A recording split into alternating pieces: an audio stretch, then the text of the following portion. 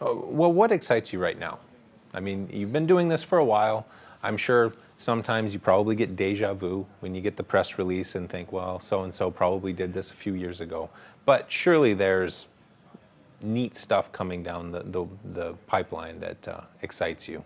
Yeah, I mean, I would say the first thing that I work on that gets me up and keeps me excited every day is I have a project called the Human Services Data API, which is an API definition for how municipalities, cities, and nonprofit organizations share data about human services. So this is, in a city, there's the notion of what's called 211. You know what 911 is, but 211 is how you find health and human services. How do I find a doctor? How do I find an STD clinic? How do I find a food bank? How do I get housing assistance? And so this is an API specification that's open source for organizations to be speaking the same language from city to city so that they can share it regionally and share it between cities efficiently and then reuse software across them. So that's one I'm the technical lead on. It's kind of my baby.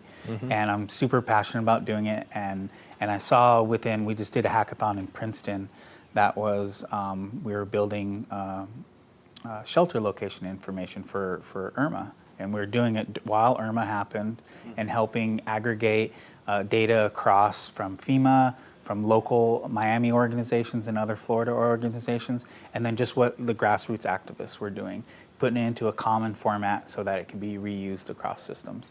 And so that's the main one that gets me up in the day. I mean, I really love doing human services work and seeing. Secondarily, I do, extending that other government work. I worked for the Obama administration doing open data work, going around to federal agencies, Department of Veterans Affairs, Census, Interior, and helping with open data standards and APIs. And so in 2013, he said that all federal agencies need to go machine readable by default, and I was part of the team that went out and made sure that happened. So I still do that work. I don't work in government. Again, I'm not really big on wearing suits and showing up for work every day. So I still do a lot of this work. I tend to work with the agencies. I still consult. I still talk to them. I help them figure out their API strategy, help make sure there's API language in RFPs, RFIs, all the documents that get passed around. And so I'm super passionate about that. And when I get calls, I just did one last week on FOIA, the FOIA API with the GSA, FOIA, the Freedom of Information Act. Oh, okay. So how do you make sure that the federal agencies are able to produce and be transparent about what they're doing? When they get requests, there's an API to do that. And so the next generation of that, I consult on what are best practices. And then I'm not even to startups yet. I would say after that, it's universities. I work with universities and students. How can they use, not APIs on campus necessarily, but how can they use Dropbox, WordPress, Twitter in their careers, in their projects, and what they're doing in the classroom, and how teachers can do that. I do a lot of the speaking and workshops on that.